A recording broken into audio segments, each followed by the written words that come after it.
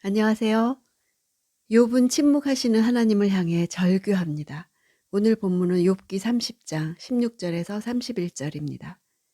16절 이제 내 영혼이 속에서 쏟아져 버리고 고통의 나날이 나를 붙들었다. 30장에서는 문장의 주어가 계속 바뀝니다. 16절에서는 내 영혼과 고통의 나날 등 의인화된 추상 명사들이 주어로 나옵니다.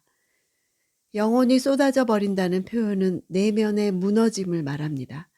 붙들었다는 것은 사냥이나 낚시에 의해서 붙잡히는 것을 뜻하는 단어입니다. 욥이 마치 사냥꾼에게 붙잡힌 짐승처럼 환란에 붙잡혀 꼼짝하지도 못하는 비참한 현실을 시각적으로 그리고 있습니다. 17절 밤이 되면 뼈가 쑤시고 뼈를 깎는 아픔이 끊이지 않는다.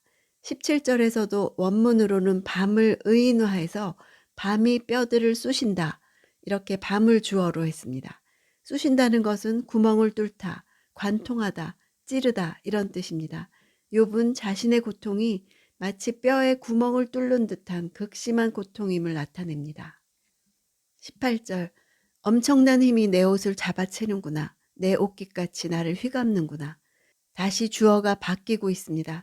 엄청난 힘이라는 것은 욥의 육신적인 고통이 하나님에 의해 주어졌음을 말하는 것입니다. 자신의 연약함에 비해 하나님의 능력이 너무나 크다는 것을 말합니다.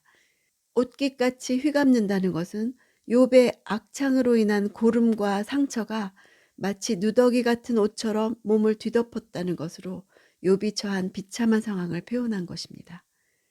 19절 그분이 나를 진흙 속에 던지셨고 내가 흙덩이처럼 잿더미처럼 돼버렸다. 19절의 주어는 그분 하나님이십니다. 욥은 진흙과 흙덩이와 잿더미라는 상징적인 표현을 사용해서 자신의 고난을 표현하고 있습니다. 진흙은 인간의 유한성과 미천함을 가리켜서 욥이 이전에 존귀함에서 떨어진 상태를 나타냅니다. 흙덩이는 티끌을 말합니다. 티끌은 아파르, 쟤는 에페르입니다. 20절 내가 주께 부르짖는데도 주께서는 듣지 않으시며 내가 일어서도 주께서는 나를 보아주지 않으십니다. 20절의 주어는 욥 자신이죠. 욥의 행위는 부르짖음과 일어섬으로 표현되고 하나님의 반응은 듣지 않으심과 보아주지 않으심으로 표현됩니다. 욥의 행동은 적극적인 반면 하나님의 행동은 소극적입니다. 부르짖는 것은 미완료형으로 쓰여서 적극적이며 지속적으로 도움을 청했음을 나타냅니다. 듣지 않으신다 또한 미완료형으로 지속적인 거부를 나타냅니다. 즉 하나님은 계속되는 욥의 부르짖음을 계속 거부하셨던 것입니다. 21절 주께서 이토록 내게 잔혹하셔서 주의 강한 손으로 나를 치십니다. 21절의 주어는 주님이십니다. 듣지 않고 보지 않으실 뿐 아니라 오히려 욥을 공격하셨습니다. 하나님께서 원수같이 대적하십니다. 여기서 치신다는 동사 사탐은 사탄이란 단어의 어원입니다. 미완료형으로 반복적으로 치셨다고 표현합니다. 25절 내가 고난당하는 사람들을 위해 울어주지 않았던가? 내 영혼이 가난한 사람들을 위해 안타까워하지 않았던가? 고난당한다 이 단어는 감당하기 힘든 무거운 멍에를 지고 있는 짐승의 상황을 나타냅니다. 여기서는 힘겹고 열악한 현실적 상황 속에서 기본적인 인권마저 유린당해서 신음하는 사람들의 비참한 형편을 나타내는 의미로 사용되었습니다. 욥은 이런 자들과 슬픔을 함께 했는데 하나님은 울부짖는 자신에게 아무런 조치도 하지 않으신다는 것입니다.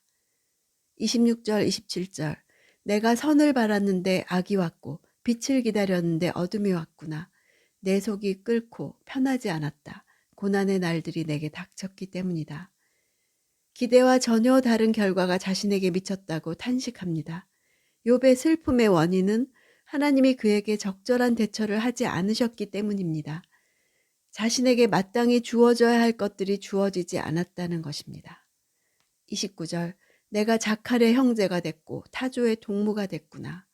자칼과 타조는 고대 근동 지역에서 흔히 슬픔과 고독을 표현할 때 주로 인용되는 동물입니다. 자신이 공동체에게서 철저하게 버려지고 소외된 존재임을 말하는 것입니다. 30절 내 피부가 검게 그을리고 내 뼈는 고열로 타들어가는구나.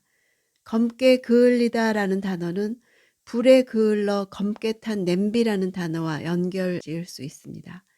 뼈가 고열로 타들어간다는 것은 피부의 도진병이 점점 진행되어서 그 염증이 뼈에까지 사무쳐서 허리가 끊어지는 것 같은 통증이 있는 상태를 말하는 것입니다. 31절 내 수금소리는 통곡으로 변하고 내 피리 소리는 애곡으로 변해버렸다. 수금과 피리가 대꾸를 이루고 통곡과 애곡이 대꾸를 이룹니다. 수금과 피리는 과거의 상태, 통곡과 애곡은 현재의 상태입니다. 수금과 피리는 잔치나 결혼식의 이미지를 가집니다. 통곡과 애곡은 장례식의 이미지를 가집니다. 욥의 탄식을 통해 우리는 고난 중에 있는 사람들이 겪는 고통이 무엇인지를 알게 됩니다. 욥의 고난을 생각할 때 그가 갖고 있던 육체적인 고통을 쉽게 떠올립니다. 하지만 욥과 같이 고난당하는 사람들이 겪는 1차적인 고통은 오늘 욥이 말한 대로 공동체에서 당하는 멸시와 소외입니다. 사회적인 죽음을 맛보는 것입니다. 또한 신앙의 위기를 맞을 수 있습니다. 문장의 주어가 계속 바뀌는 것을 보면 자기 삶을 이끌고 가는 주체가 시시각각 다르게 생각된다는 것을 알 수 있습니다. 그러나 욥은 결국 모든 문제가 하나님으로부터 시작되었다는 사실을 알게 됩니다. 사람들이 보이는 적대적 행동 이면에 하나님의 적대적 행동이 있기 때문임을 알게 됩니다.